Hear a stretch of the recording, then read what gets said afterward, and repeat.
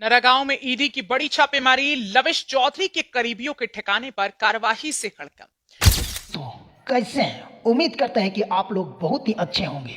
तो दोस्तों चलिए वीडियो को शुरू करते हैं। और ये जो क्लिप आपने सुना, एक क्लिप बहुत ही जोरों से सोशल मीडिया पे वायरल हो रहा है। दोस्तों boat alpha, cross market, mind crypto, जितने भी लविश चौधरी का जितने भी प्रोजेक्ट है, उसने ईडी ने जबरदस्त तरीके से छापेमारी का काम चलाते आ रहा है। दोस्तों जैसा कि आप लोग को पता है कि अगले कई महीनों से जो बोट अल्फा, क्रॉस मार्केट जो और माइंड क्रिप्टो जैसा नाम आपको सुनने में आया है, वो पहले नहीं था। दोस्तों ये जो प्लेटफॉर्म जो बना है कि जब से ईडी का छापा पड़ा है उसके बाद ये तीनों प्रोजेक्ट लाया गया है। इससे पहले जो आपका प्रोजेक्ट जो चल रहा था वो लगातार बोर्ड ब्रो नाम से आप लोग के बीच में ये ट्रेंड कर रहा था। दोस्तों जैसा कि आप लोग को पता है कि अगर आपने फॉरेक्स ट्रेडिंग और कहीं भी अगर अच्छे इन्वेस्ट करके पैसा को अगर आप अर्न करते हैं, तो अगर आप टैक्स पे अगर नहीं करते हो तो आप पे ईडी का कार्रवाई जरूर होता है। तो आप लोग को तो पता है, सरल भाषा में जैसे बताया कि अगर आप ये सरकार का नियम का पालन अगर नहीं करते हैं तो आप पे ईडी का कार्रवाई आपके होना अनिवार्य है, आपको कर सकता है। तो इसी तरह का जो एक फंदा चला है, जो फॉरेक्स ट्रेडिंग के नाम पे लविश चौधरी ने जितने लोगों से पैसा लिया है, वो सच में वो स्कैम है या रियल मनी है, या उस पैसे को जितने भी लोगों ने विड्रॉल किया है उसका क्या लविश चौधरी वापस करेंगे? यही सब चीज़ों के मद्देनजर लेते हुए आज का वीडियो दोस्तों आप लोग के बीच में मैं लेके आया हूँ। लेकिन अभी जो तत्काल में जो कार्रवाई चल रहे हैं उसके मैं आप लोग को कुछ जो क्लिप मैं आप लोग को सुनाने का मैं कोशिश करता हूँ, तो आप लोग सुनिए। उसके बाद में दोस्तों आप लोग को आगे मैं बताने की कोशिश मैं करता हूँ। मुजफ्फरनगर जिले में बुधवार की सुबह एक बार फिर ईडी यानी प्रवर्तन निदेशालय की कार्यवाही से हड़कंप मच गया। मंसूरपुर थाना क्षेत्र के नरा गांव में ईडी की टीम ने सुबह करीब 6 बजे छापेमारी शुरू की, जो घंटों तक जारी रही। बताया जा रहा है कि ये कार्यवाही फॉरेक्स ट्रेंडिंग नेटवर्क से जुड़ी करोड़ों की ठगी के मामले में की जा रही है। सूत्रों के अनुसार इस नेटवर्क का मास्टरमाइंड लविश चौधरी है। ईडी की टीम ने लविश चौधरी के करीब 3 खास सहयोगियों के घरों पर एक साथ छापेमारी की। बताया जा रहा है कि टीम के साथ भारी पुलिस बल भी मौजूद है ताकि किसी तरह की बाधा न आए। गांव में अचानक ईडी की कई गाड़ियों के पहुंचने से स्थानीय लोगों में अफरा तफरी का माहौल बन गया। लोगों ने अपने घरों से निकलकर कार्यवाही का नजारा देखा, लेकिन ईडी अधिकारियों ने मीडिया और आम जनता से किसी भी तरह की बातचीत करने से इनकार कर दिया। जानकारी के मुताबिक ईडी की ये कार्यवाही लविश चौधरी के फॉरेक्स घोटाले से जुड़ी संदिग्ध संपत्तियों की जांच का हिस्सा है। ईडी की टीम देर शाम तक गांव में मौजूद रही और कार्यवाही पूरी होने तक किसी को भी परिसर के अंदर जाने की अनुमति नहीं दी गई। बताया जा रहा है कि आने वाले दिनों में अन्य ठिकानों पर भी छापेमारी की जा सकती है। तो दोस्तों आप लोगों ने ये वाला क्लिप तो सुन ही लिया है, लेकिन दोस्तों चलिए हम आज आप लोग को बहुत ही जबरदस्त मैं आप लोग को बताने वाला हूँ कि ये रियल है या फेक है। जैसा कि दोस्तों आप लोग को पता है कि हमेशा फॉरेक्स ट्रेडिंग के नाम पे लविश चौधरी ने बहुत लोगों से पैसा लिया है और वो 5 से 6% से उसका ऊपर तक अपने मंथली जो प्रॉफिट देने का दावा करके लोगों को दिया भी है। लेकिन जब से ये जो प्रोजेक्ट अभी करीबन 1 से 1.5 साल तक जब ये ट्रेंड चला था, जो बोर्ड ब्रो के नाम से जो TLC 2.0 जब से आया है, लोगों ने भर भर के यहाँ जो अपना फंड में जितने भी पैसा है वो निवेश किया।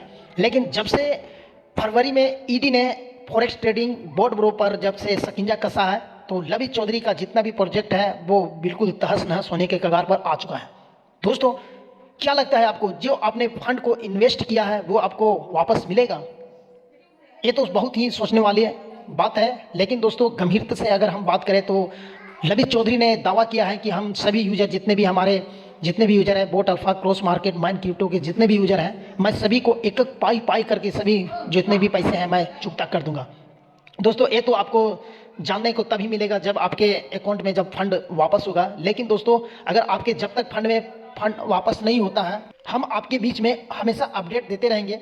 दोस्तों जैसा कि आप लोगों को पता है कि अगर ईडी ने छापा मारा है तो इससे छोटे यूजर के लिए कोई भी टेंशन और कोई भी घबराने वाली बात नहीं है।